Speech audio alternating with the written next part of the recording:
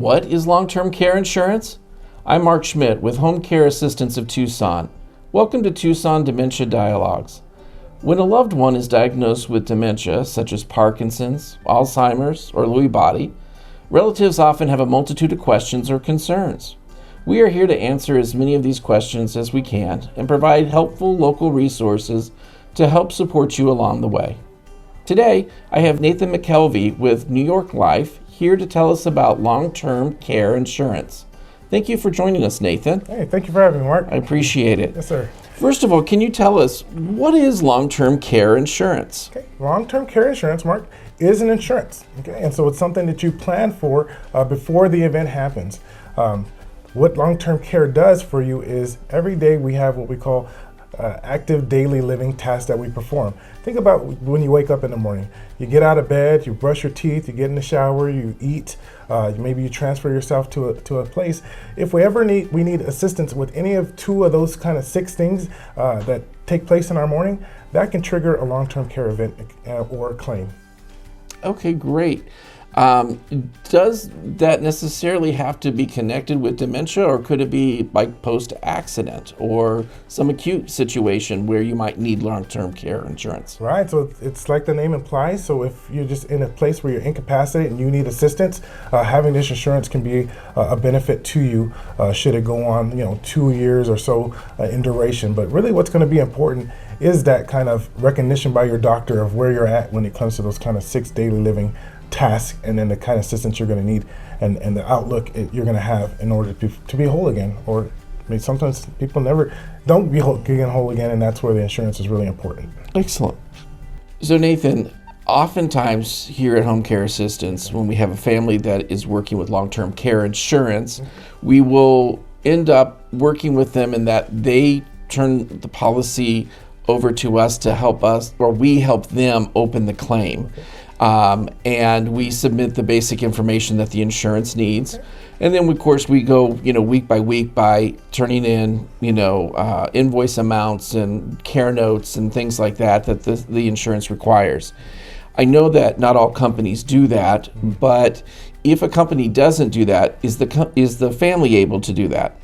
Yeah, so like you said, in your experience as a company, you can do it. And most times it's going to be the family, because they're going to be the ones, really involved in their loved one's care. So they're the ones seeing the doctor with them and just knowing the time is right for them to start, putting in this claim. And so they're going to have most access to the information. But if they're not available, and it's situations where that happens, then again, the company can do it themselves, or just, maybe even the doctor could possibly even do it for them. It's just important that they get that care. When we talk about long-term care insurance in general, and we talk about the purchase of long-term care insurance, are there requirements or time, or I should say age requirements, like a minimum age or a maximum age at which it can or cannot be sold? So that's a very important question, Mark. Long-term care makes sense in different stages of life.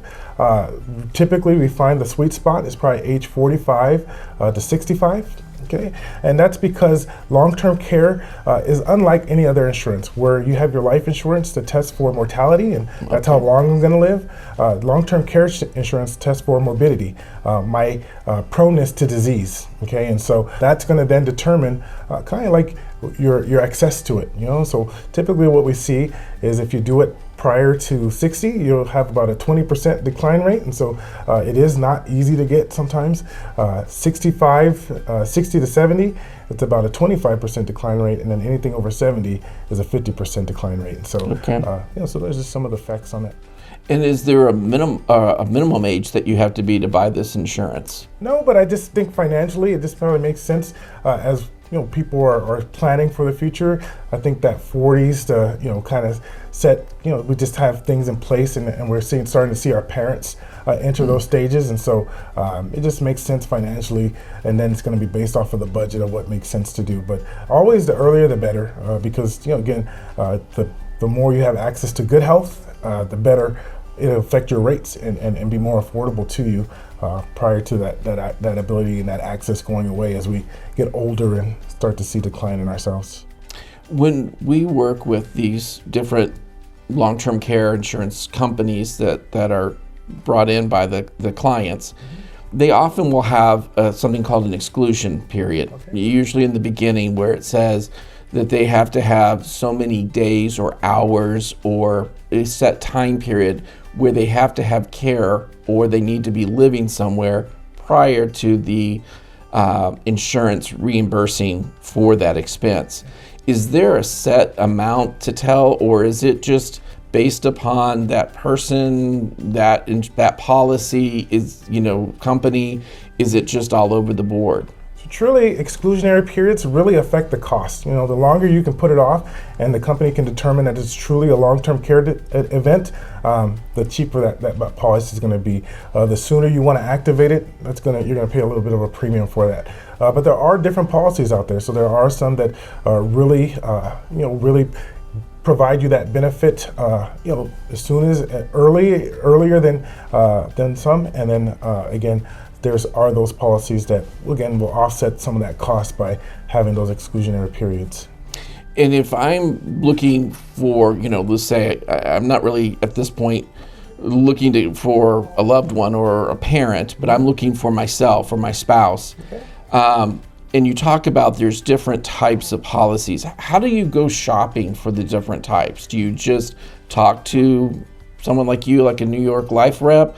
Or do you go to an online clearinghouse, or how is that done? What's the best way of getting information on these different policies?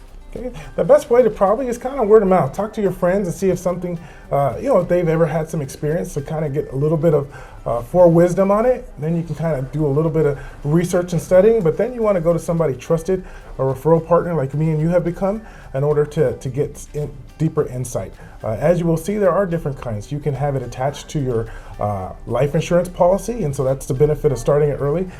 New York Life offers some policies that we say have live, die, or quit aspects to them. So if you live, you have the benefit of the policy and that long-term care. If you pass, you have a death benefit that can go to your family, or you can quit it. You can actually have access to the premium that you put into that policy should you not have it, because not everybody triggers a long-term care event. About 70% of us will experience that. Women more often than men, because they outlive us and because typically they take care of us before we pass. But those are the situations where you would think about those. And Nathan, what do we look at when we start thinking about the various costs? Is there a particular budget in mind, or is it all over the board? So cost is really specific to what your budget is. I always think about cost by thinking about what runs in your own family. What are the chances of it happening to you? Then from there, just think about what is your plan? How do I want to live in home? Do I want to receive care at home? Do I want to go to a home? And so based off a lifestyle. And then it's really about tailoring it to what's affordable to you, because if we just expect the cost to be rising in the future, and so it's really something that we put in place, being proactive now. But we don't always want to sacrifice our livelihood today in order to prepare for that event that may or may not happen. So. Okay, excellent.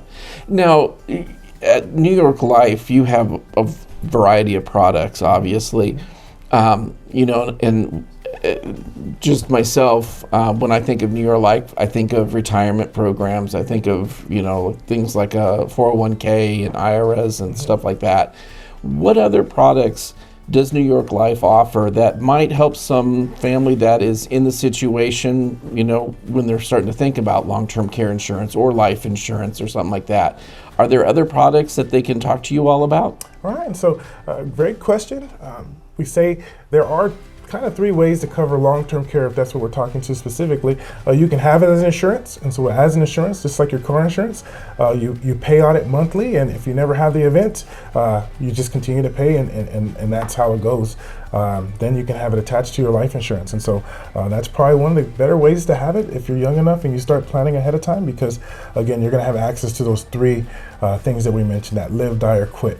And then there's a way to just kind of make it a part of your portfolio. And so we start we're taking some assets that are in place, maybe from a 401k, an IRA, or an inheritance, and then we just start using those funds in order to cover the fund. If we get declined, it's not the end of the world. We can just start making a plan to save for it, And so there's always something that we can do, and that's why it helps to just have an advisor that you can trust and build that relationship so you can get kind of what's right for your situation. Excellent. Nathan, I really appreciate it. If someone is here in the Tucson area, or even if they're outside of the Tucson area, how do they go about finding a New York Life rep or someone like you that can help them in this, navigate this journey? Well, Mark, I thank you for having me today, and I thank you that my information is down on the screen, so they can always reach out to me directly. Otherwise, our office is local. You can find us best by Googling us at Tucson New York Life office, or if you're not in the local area, New York Life is online as well. You can just find our national number there, and they'll put you in touch with somebody that you can again build that relationship, have them explain your situation to you, and then kind of tailor and customize what's right for you. Excellent. Nathan, thank you so much for joining me today. You've been super helpful. Thank you for having me, Mark. This is Mark Schmidt with Home Care Assistance of Tucson. If you have any questions about the differences between home care and home health care, I have a video specifically addressing that question. Please remember to like and follow so you can receive updated information on supporting loved ones diagnosed with dementia. Thank you for joining us.